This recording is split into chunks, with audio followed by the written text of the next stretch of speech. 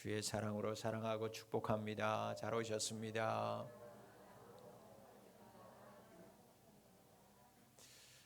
시골교회에서 또 예배드리는 분들, 또 건강 때문에 또 가정에서 예배드리는 분들에게도 하나님의 위로와 하나님의 사랑이 넘칠 수 있기를 축복합니다. 고통을 겪는 신앙인들에게 가장 필요한 게 뭘까? 고통을 당하는 그리스도인들에게 정말 필요한 게 뭘까? 여러분들에게 필요한 거 뭐예요? 여러분 필요한 게 뭡니까? 하나님의 도우심인 줄 믿습니다. 신앙인들에게 가장 필요한 건 하나님의 도우심이에요. 여러분, 하나님은 찾아오시는 하나님이십니다. 하나님은 찾아오시는 분이에요. 그래서 고통 중에 있는 하나님의 자녀들을 그 고통 가운데 있는 그 고통으로부터 이끌어내시는 구원의 하나님이십니다. 고난하고 힘든 삶을 살고 있는 신앙인들, 그들이 속한 가정과 교회 가운데, 그리고 신음하고 있는 온 세상을 구원하시기 위해서 친히 찾아오시는 구세주, 바로 그분이 우리가 믿는 하나님이십니다. 사랑하는 성도 여러분, 이번 추석 명절 기간이 지치고 고통 가운데 있는 여러분들의 몸과 마음에, 특별히 여러분이 속한 가정 가운데 바로 이 찾아오시는 구원의 하나님이 찾아오셔서 여러분들의 가정과 여러분들의 육체 위에 주의 은혜가 임할 수 있기를 간절히 소망합니다. 이스라엘 백성들은요, 바벨론에서 긴 고난의 시간, 고통의 시간을 보내고 있었습니다. 그때 이사야 선지자를 통해서 주신 하나님의 소망의 말씀이 바로 오늘 본문의 말씀이에요. 하나님 오늘 본문 말씀을 통해서 하나님이 이 땅에 어떤 일로 오셨는지, 무슨 일을 하려고 오셨는지, 그리고 그렇게 오신 하나님을 만난 사람, 오신 하나님을 만난 세상이 어떻게 변화되는지에 대해서 말씀해 주고 있습니다.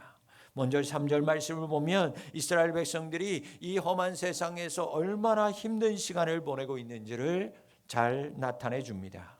저들의 손은 약해져 있었습니다. 저들의 무릎은 떨리고 있었어요. 고난의 시간을 보내고 있는 이들, 종이 되어서 살아가고 있는 이 사람들의 모습은 이토록 약해져 있었어요. 살아보려고 이 세상 한가운데서 버티며 살아가고 있지만, 그래서 계속해서 반복되는 어려움과 반복되는 좌절을 그들이 겪으면서 이스라엘의 백성들은 어느새 몸도 마음도 매우 지쳐 있는 상태에 놓여 있었습니다. 이스라엘 백성들은 자기들을 지배하는 강한 바벨론 사람들의 얼굴만 봐도, 저들의 목소리만 들어도 마음이 녹아내렸습니다. 손과 발이 힘이 다 빠져나가는 것처럼 너무너무 힘든 삶을 살고 있었어요.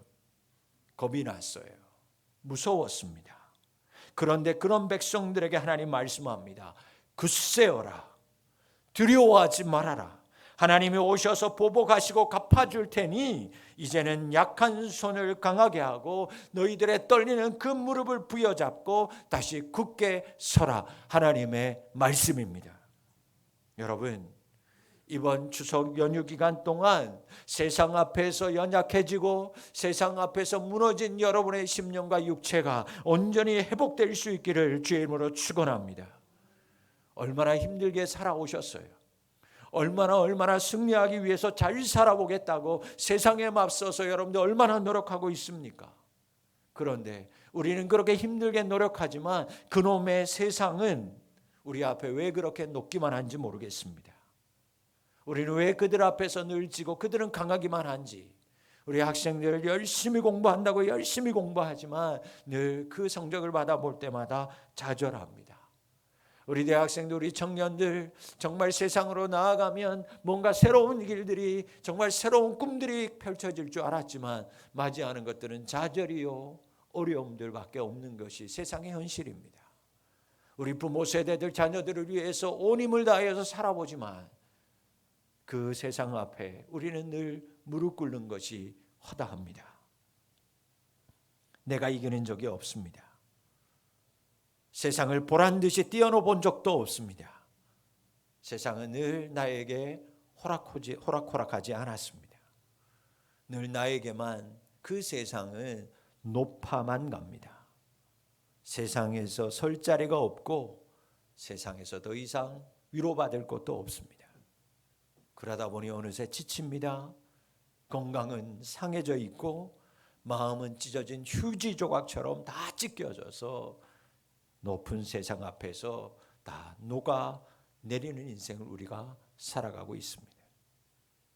사랑하는 성도 여러분, 그 높은 세상 앞에서 육체도 마음도 많이 지친 상태에 우리는 있습니다. 오늘부터 시작되는 추석 명절이 세상 가운데서 약하고 떨고 있는 여러분의 마음과 여러분의 육체의 건강이 하나님의 그 구원의 하나님이 오심으로 강건케 되는 은혜의 시간 될 수 있기를 축원합니다.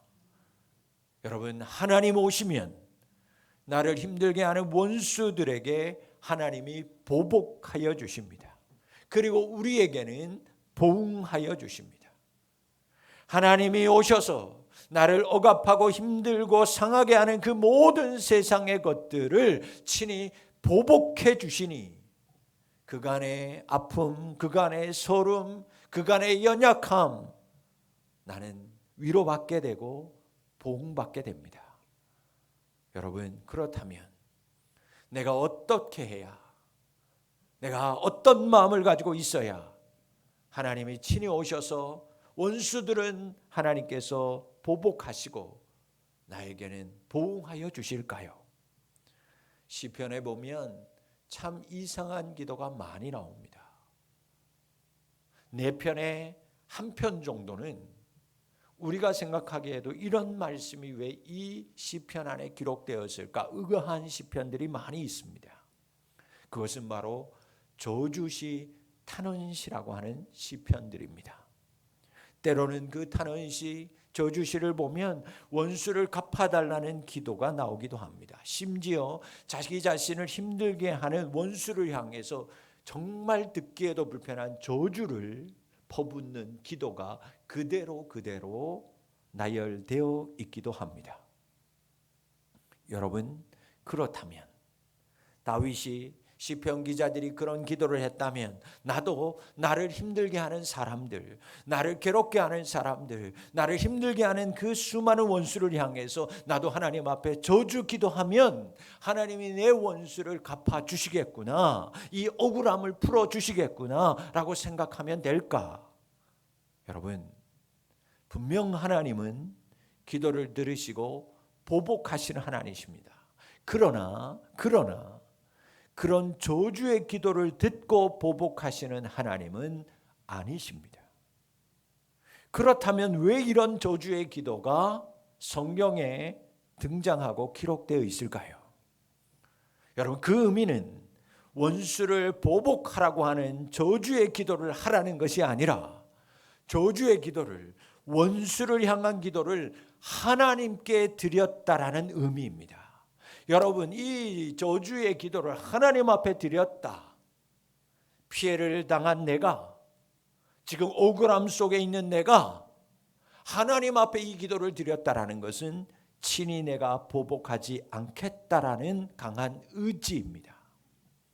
내가 직접 가서 그 사람의 멱살을 잡고 그 억울한 사건 앞에서 나는 억울하다고 편말드는 것이 아니라 하나님 앞에 기도했다라는 것은 하나님께서 반드시 보복하여 주실 것이라고 하는 믿음의 기도라는 것입니다.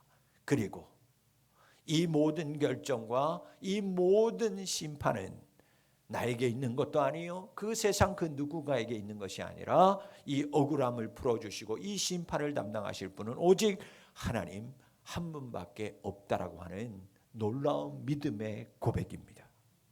생각해 보세요. 만약 여러분을 괴롭히는 학교에서, 직장에서, 정말 주변에서 나를 이유 없이 괴롭히는 사람을 향해서 여러분들이 저주 기도를 한다고 생각해 보세요. 하나님, 저 사람 나 미워하는 사람, 그래서 저 사람 빨리 죽었으면 좋겠어요. 귀신은 뭐하나, 저 사람 좀 잡아가지.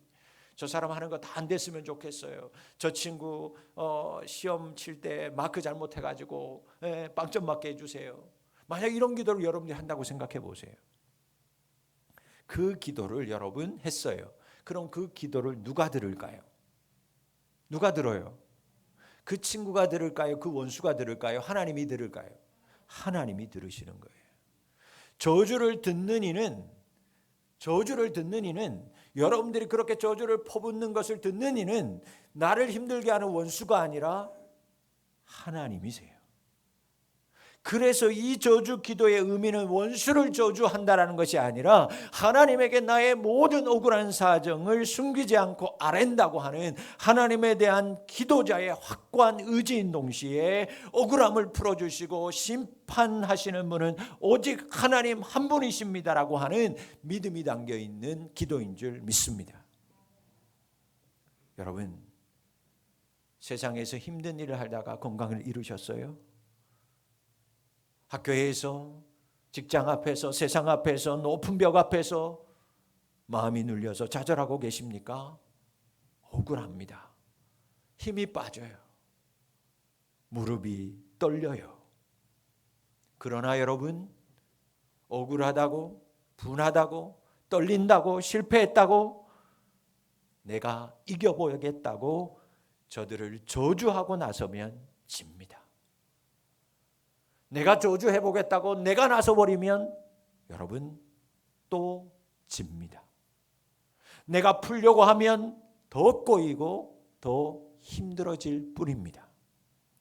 저주할수록, 원망할수록, 원수를 내 힘으로 내가 갚아야 되겠다라고 내가 잔뜩 힘을 들일수록 오히려 더 낙심하게 되고 더 많이 잃어버리게 될 것입니다. 사랑하는 성도 여러분, 하나님을 믿는 믿음으로 하나님 앞에 맡기는 자 되실 수 있기를 축원합니다. 심판은 하나님에게 있다.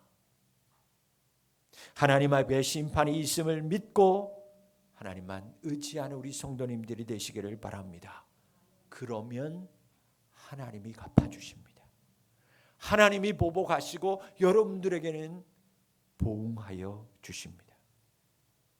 하나님 앞에 맡길 때 억울하고 힘들지만 잃어버린 것들이 많지만 하나님 앞에 맡길 때 그 잃어버렸던 건강이 회복되고 원수와 세상에서 빼앗겼던 모든 것들이 하나님으로 인하여 회복될 줄 믿습니다. 예수님은 원수를 원수로 갚지 말라고 하셨어요. 형제에게 노하는 자마다 심판을 받게 되고 형제에 대하여 욕을 하는 자는 공회에 잡혀가게 되고 형제에 대하여 미련한 놈이라 하는 자는 지옥불에 들어가게 된다. 산상수훈에서 예수님이 하신 말씀이에요. 구약에서 내려오는 눈에는 눈, 이에는 이, 상해 보복복이라고 하는 내가 받은 만큼 나는 갚아줘야지. 이것이 구약의 율법이었지만 예수님은 하나님 앞에 맡기고 원수 갚음과 보복은 너의 손에 달려있는 것이 아니라 하나님 앞에 있음을 믿고 하나님 앞에 맡기고 너는 이제 그 차별의 한계를 뛰어넘어서 눈에는 눈, 이에는 이, 나는 당했으니 나도 50은 돌려줘야지 50대 50 비겼어가 아니라 힘들고 어렵지만 원수를 사랑하라고 형제를 사랑하라고 말씀하셨어요. 사랑하는 우리 푸른비전교회 가족 여러분, 여러분들 안에 있는 억울함, 내가 갚지 않겠다고 하나님 앞에 맡겨드릴 수 있기를 바랍니다. 하나님에게만 심판의 권한이 있음을 믿는 믿음이 여러분들 안에 충만할 수 있기를 축원합니다. 그리하여서 하나님께 여러분의 모든 억울한 원한 심판을 맡겨드림으로 하나님이 오셔서 보복하시는, 보응하시는 그 놀라운 은혜와 복을 눈으로 목도하고 경험하는 삶이 되실 수 있기를 축원합니다. 그러면 하나님이 오셔서 그 보복해 주실 때 어떤 현상이 일어날까? 그리고 우리에게는 어떤 하나님께서 보응을 하나님께서 우리가 받게 될까요? 첫째 보니까 우리의 지치고 상한 몸과 마음이 치유받게 됩니다. 오늘 이 시간 하나님이 오셔서 여러분들의 모든 육체의 연약함 그리고 영혼의 무너짐이 온전히 치유되는 역사가 임할 수 있기를 축원합니다. 오늘 본문 5절부터 6절 상반절 말씀을 보면 각각의 장애를 가지고 있었던 사람들이 전인적으로 나음을 받게 되는 모습이 기록되어져 있습니다. 여러분, 우리가 세상에 억울한 힘을 당하고 내가 의도치 않는 질병 가운데 있을 때, 그래서 그 질병으로 인하여 어려움을 겪고 있지만 그 가운데에도 예수님을 신뢰하는 믿음이 있을 때, 나만 왜 이렇게 아픈가? 나만 왜 이렇게 실패하는가? 나의 기도는 왜 하나님 응답하지 않은가? 저 원수들은, 저 세상의 사람들은 저렇게 잘 나가는데, 호의호식하는데 나는 왜 이렇게 가난한가? 그러나 그 가운데서도 그 연약한 모든 것들을 인정하고 예수님을 여전히 신뢰하는 믿음이 있다면, 그 가운데서도 요동치 않는 하나님이 향한 믿음이 있다면, 그 하나님이 여러분 가운데 오셔서 보복하여 주심으로 여러분의 상하고 찢긴 병든 육체, 여러분들의 마음, 여러분들의 영혼이 치유받게 될 줄 믿습니다. 여러분, 하나님을 신뢰하는 믿음으로 그 어떠한 순간에도 연약함과 억울함 속에서도 그럼에도 불구하고 하나님은 공평하시고 하나님이 심판하시고 하나님을 의지하는 믿음이 여러분 가운데 있을 때, 그 믿음을 보시고 하나님이 임하심으로 말미암아 여러분의 상한 육체, 아픈 육체, 하나님 여러분들의 상한 마음 치유의 은혜로 여러분들의 한 분 한 분을 치료하시고 회복시켜 주실 줄 믿습니다. 두 번째는 파괴된 피조의 세계가 변화되기 시작합니다.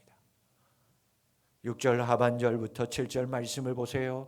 광야와 사막에 물이 솟아나고 시내가 흐릅니다. 뜨거운 사막과 메마른 땅이 변하여 못이 되고 물이 솟아나오는 샘이 될 것이라고 하나님이 말씀하고 있습니다.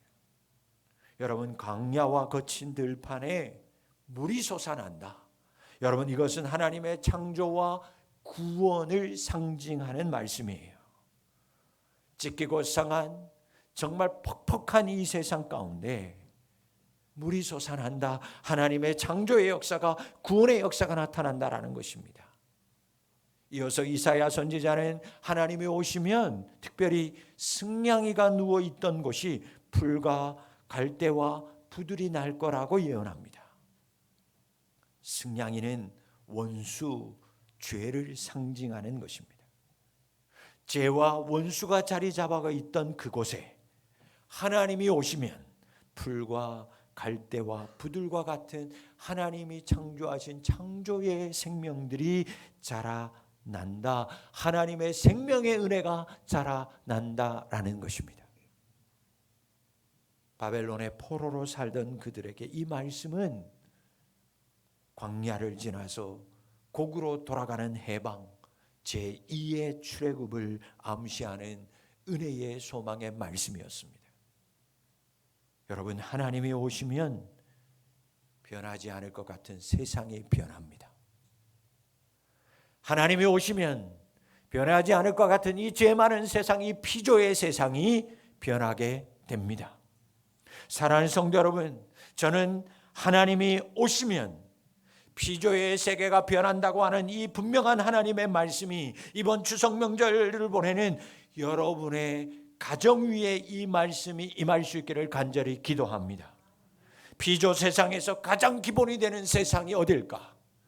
하나님께서 새롭게 변화시키겠다고 하는, 하나님이 오시면 변화된다고 하는 이 광야 같은 세상이 물이 나고 하나님께서 솟는 못이 난다고 하는 이 피조의 세상의 가장 기본의 피조의 세상이 어딜까? 가정입니다. 가정은 하나님이 세우신 가장 기본이 되는 나라요 세계입니다. 그런데 그 가장 기본이 되는 우리 가정 가운데 승냥이가 앉아 있습니다. 그 승냥이 때문에 우리의 가정이 점점 파괴되어 가고 있습니다. 세상의 것들 우리 가정 가운데 너무 많이 침투해 버렸습니다. 점점 가족들과의 대화는 사라지고, 그래서 정말 가정 안에 메마른 대화들 몇 마디 외에는 광야와 같이 변해버렸습니다. 일주일에 겨우 한 번 식구들이 모일까 말까, 식사하는 자리를 가지기도 힘듭니다. 설령 모인다 하더라도 각자 할 것들을 합니다. 아버지는 아버지가 할 것, 어머니는 어머니가 할 것, 자녀들은 자녀들 것, 핸드폰만 쳐다보고 살아가며 그리고 각자의 방으로 들어가고 문을 닫아버립니다. 메말라버린 가정, 하나님의 생명이 살아버린 가정이 되어버렸습니다. 여러분, 우리 가정이 지금 이러합니다. 명절이 되면 믿는 식구들은 더 힘들어합니다.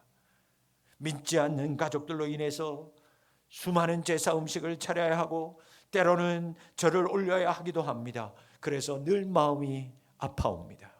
그러나 사랑하는 여러분, 우리의 가정이 이런 어려운 가운데 있지만, 비록 원수 마귀 승냥이가 자리 잡고 있지만, 여러분의 가정을 회복시키실 분은 오직 하나님 한 분밖에 없다라고 하는 절대적인 하나님에 대한 믿음을 가질 때, 하나님은 오늘도 여전히 하나님을 의지하는 그 여러분의 믿음을 보시고 여러분 가운데 오실 줄 믿습니다.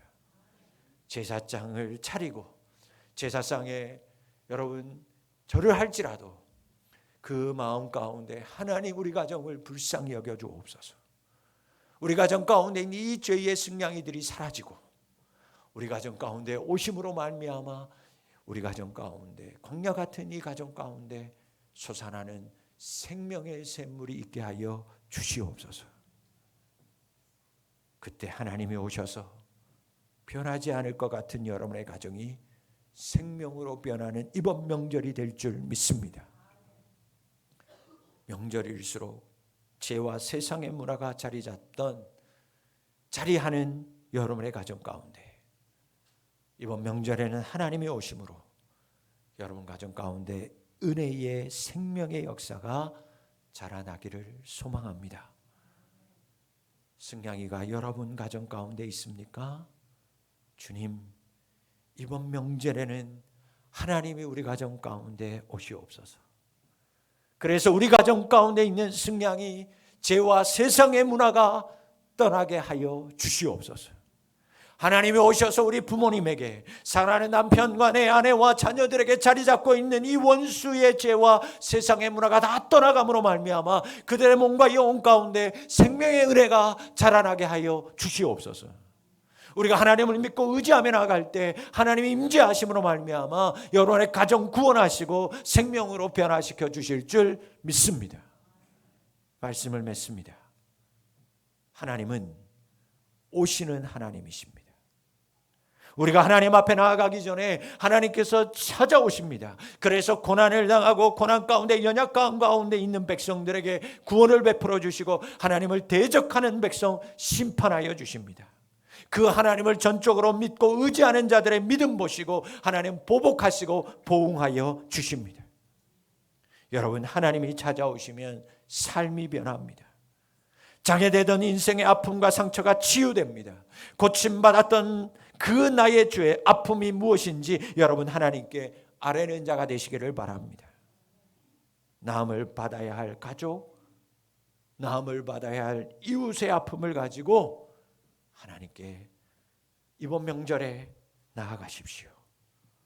주님께 고할 때 여론에 지치고 상하고 찢긴 육체, 심령이 치유함 받게 됩니다. 하나님이 오시면 생명력을 잃은 피조 세계가 회복됩니다.